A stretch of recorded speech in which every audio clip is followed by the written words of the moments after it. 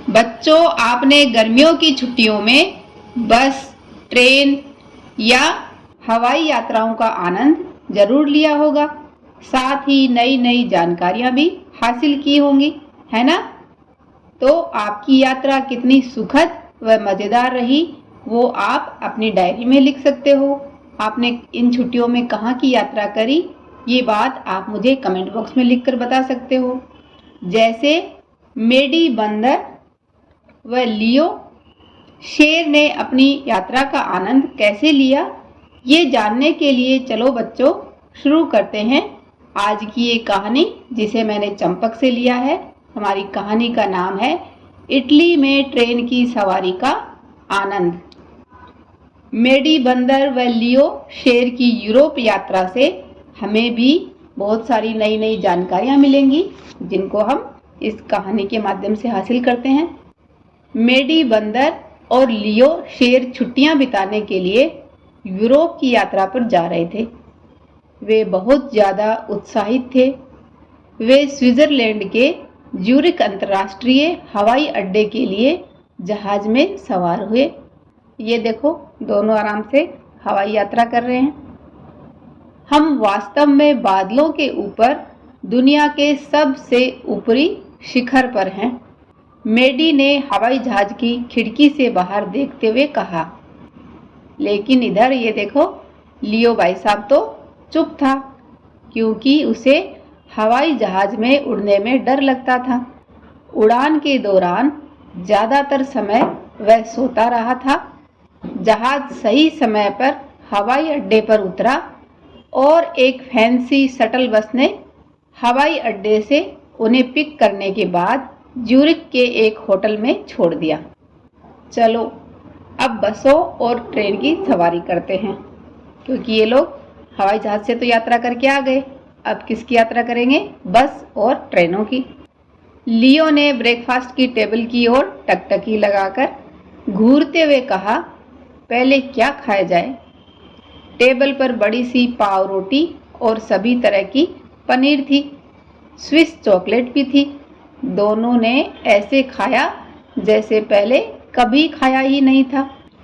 अपना बैग, टोपी और धूप का चश्मा लगाने के बाद उन्होंने पुराने शहर का पता लगाया और वहां खरीदारी की। आखिर में वे रेलवे स्टेशन पहुंच गए और हॉप ऑन हॉप ऑफ पास खरीदने का निर्णय किया। इस पास से क्या होगा? जिससे वे यूरोप के किसी भी स्टेशन पर किसी भी ट्रेन में चढ़ और उतर सकते थे। उन्होंने पहले इटली जाने का फैसला किया। मेडी ने उस मैप को देखा जिसे उसने अभी अभी खरीदा था। उसके बाद उसने ट्रेन शेड्यूल बोर्ड को देखा। देखो, ऐसा लगता है कि हमने वेनिस जाने वाली ट्रेन को छोड़ दिया है, उसने कहा। वे नहरों के शहर वेनिस जाना चाहते थे। दोनों कहाँ जाना चाहते थे? नहरों के शहर वेनिस। जैसे हमारे इंडिया में कहते हैं ना, झीलों की नगरी उदयपुर, ऐसे ही नहरों के शहर वेनिस के लिए वो जाना चाहते थे और वहाँ कई दिनों तक नाव की सवारी करना चाहते थे। वेनिस में बहुत ही खूबसूरत पुल और रास्ते थे, जिन्हें उन्होंने अब तक फिल्मों में देखा था। यह शहर वास्तव में छोटे छोटे द्वीपों का शहर था। लियो ने उदास होकर कहा, चलो उस ट्रेन में चढ़ते हैं। उसने आती हुई ट्रेन की ओर इशारा किया और मेडी को कुछ सोचने का मौका दिए बगैर ट्रेन की ओर दौड़ा। यह ट्रेन इटली की राजधानी रोम तक जा रही थी। तो यहाँ पर हमें पता चला कि इटली की राजधानी क्या है? रोम। तो ये ट्रेन इटली की राजधानी रोम तक जा रही थी। हम रोम में क्या करेंगे? लियो ने ट्रेन में उनकी तस्वीरें खींचते हुए पूछा। रोम में देखने के लिए बहुत कुछ है। हम कोलोसियम अखाड़ा जाएंगे, जहाँ पर ग्लेडिएटर की लड़ाई हुई थी। मेडी ने चौड़ी खिड़कियों से बाहर देखते हुए कहा। चलती हुई ट्रेन से गुजरते हुए दृश्यों को देखना बड़ा ही मनोरंजक था। वे एक विशाल चमकदार झील और सुरंग से होकर गुजर रहे थे। यह सब कुछ कितना सुंदर और जादुई था। लेकिन कुछ देर में दोनों सो गए। जल्दी ही वे खर्राटे भी लेने लगे थे। जैसे ही ट्रेन मिलान शहर पहुंची, मेडी जाग गया। हमें यहाँ उतर जाना चाहिए और इस शहर का पता लगाना चाहिए, कहते हुए उसने लियो को खिलाया, लेकिन वह गहरी नींद में था और ट्रेन इतने में चल पड़ी थी। मेडी पागल था। हम यहाँ ट्रेन में सोने के लिए नहीं आए हैं। अगला स्टेशन कोई सा भी हो, हम वहाँ उतर रहे हैं। जवाब में लियो ने गहरा खर्राटा लिया। ट्रेन आगे बढ़ी। कई छोटे छोटे स्टॉप के बाद ट्रेन पीसा नाम के एक स्टेशन पर रुक गई। उठो आलसी कहीं के, मेडी ने लियो को हिलाया। उसने जल्दी से अपना बैग उठाया और बोला, हम रोम पहुंच गए हैं। वाह, वह तो तेजी से आ गई। चलो पहले इटालियन पिज़्ज़ा खाते हैं, ट्रेन से उतरते हुए उसने कहा। मेरे पेट में तो भूख से चूहे कूद रहे हैं। अचानक उन्होंने घोषणा सुनी, पीसा में आपका स्वागत है। हम रोम में नहीं हैं। यह पीसा है क्या? क्या हम इटली में हैं या नहीं? लियो को इस बात का पता क्यों नहीं चला? क्योंकि वह गहरी नींद में था। लियो ने पूछा। वह बिल्कुल भौचक्का था। मेडी ने बस अपना सिर हिलाया और आगे बढ़ गया। पक्की सड़क पर चलते हुए वे टाउन सेंटर आ गए, जहां चारों ओर उपहार की दुकानें थी। उन्होंने एक पेपरोनी पिज़्ज़ा खरीदा और एक बेंच पर बैठ गए। वे मैप को देखते हुए पिज़्ज़ा खाने लगे। मेडी ने कहा, अगर हम यहाँ से सीधा चलते जाएं, तो पीसा की झुकी मीनार तक पहुँच जाएंगे। लियो ने और भी बहुत सी तस्वीरें खींची और स्मृति चिन्ह बेचने वाली दुकानों को देखा। उन दोनों ने पिज़्ज़ा के आकार वाली चाबी का छल्ला खरीदा और पीसा की झुकी मीनार को देखने के लिए आगे बढ़ गए। यह मीनार विश्व के सबसे प्रसिद्ध स्थलों में से एक है। वे एक पतली जलधारा के पास गए और उसका पीछा किया, लेकिन शीघ्र ही वे भटक गए। हम तो फालतू में घूम रहे हैं, लियो ने शिकायत की और एक बेंच पर गिर गया। ठीक है, चलो गैलेटो आइसक्रीम खरीदते हैं और उन पर्यटकों का अनुसरण करते हैं, यानी उनका पीछा करते हैं।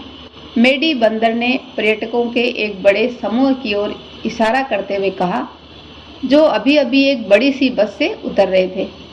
उन्हें देखकर ऐसा लग रहा था जैसे वे एक गाइडेड टूर कर रहे थे, मतलब कि उनके साथ एक गाइड था जो उन्हें सब कुछ बता रहा था। यह उनका अच्छा विचार था। वे कुछ ही समय बाद उस ऐतिहासिक स्थल पर पहुंच गए थे। कहाँ पर? पीसा की जो मीनार थी वहाँ पर। यह तो हैरानी की बात है कि मीनार कैसे झुकी हुई है। क्या यह नीचे गिर जाएगी? लियो ने पूछा और अपना सिर खुजाया। मेडी बंदर ने उसे शांत रहने और गाइड को सुनने के लिए कहा, जो सभी को सब कुछ बता रहा था। गाइड को उन्होंने ये कहते हुए सुना, पीसा की झुकी हुई मीनार संगमरमर से बनी है और दक्षिण की ओर झुकी हुई है। जब से यह बनी है तभी से ये झुकी हुई है। मीनार की नींव में कुछ कमी थी। शायद इसे बनाने वालों ने बहुत अधिक भारी पदार्थों का इस्तेमाल किया था। कौन से पदार्थ? जैसे रेत, मिट्टी और गोले का मिश्रण आदि। शायद यही वजह है कि यह झुकती चली गई है। यह विश्व के 7 अजूबों में से एक है। कौन? पीसा की झुकी हुई मीनार। ये देखो, मीनार बहुत बड़ी है और झुकी हुई है, फिर भी वर्षों से यह अपने आप को संभाले हुए है। वर्ष 1990 में ये लगभग 5.5 डिग्री झुक गई थी। झुकाव को कम करने और रोकने के लिए इंजीनियरों ने कड़ी मेहनत की थी। वे झुकाव को कम करने में कामयाब रहे हैं और ऐसा माना गया है कि यह सुरक्षित है। यह जल्दी गिरने वाली नहीं है। इसकी झुकी हुई मीनार को देखकर ऐसा लगता है जैसे कि गिरी जाएगी। मेडी, बंदर और लियो ने जानवरों को खुद की फोटो पीसा की मीनार के साथ लेते हुए देखा। हमें भी ऐसा ही करना चाहिए, अपना कैमरा निकालते हुए लियो ने कहा।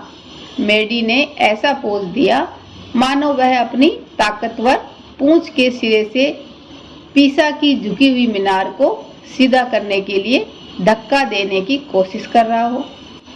लियो ने भी उसी के जैसा पोज दिया। जल्दी ही अन्य सभी पर्यटकों ने उनकी देखा देखी करते हुए उनकी ही तरह पोज देने शुरू कर दिए, मानो पीसा की झुकी हुई मीनार को वे ऊपर की ओर धकेल रहे हों। इस तरह से ये देखो, मेडी बंदर को एक और पोज देने का विचार सूझा। उसने अपने गैलेटो आइसक्रीम कप को एक स्कूप के रूप में इस्तेमाल किया, मानो जैसे पीसा की झुकी हुई मीनार एक आइसक्रीम हो। लियो ने भी कुछ इसी तरह का पोज दिया। इसमें कोई शक नहीं, यह पोज भी एक लोकप्रिय पोज बन गया। सभी पर्यटक उनकी नकल करने लगे। मेडी पर्यटकों के बीच लोकप्रिय हो गया, यहाँ तक कि मेडी और लियो को रेलवे स्टेशन तक की मुफ्त बस की सवारी मिल गई। इस बार उन्होंने ये फैसला किया कि वे वेनिस जाने वाली ट्रेन में ही सवार होंगे। वे वास्तव में इटली में ट्रेन की सवारी का आनंद ले रहे थे। तो ऐसे ही बच्चों, आपने भी अपने जीवन में किसी ऐसी रोमांचक यात्रा की हो तो उसका अनुभव आप हमें कमेंट बॉक्स में लिखकर बता सकते हो। बच्चों, ऐसी ही मज़ेदार कहानियाँ सुनने के लिए आप मेरा चैनल सब्सक्राइब, लाइक व अपने दोस्तों के साथ शेयर करना ना भूलें। धन्यवाद।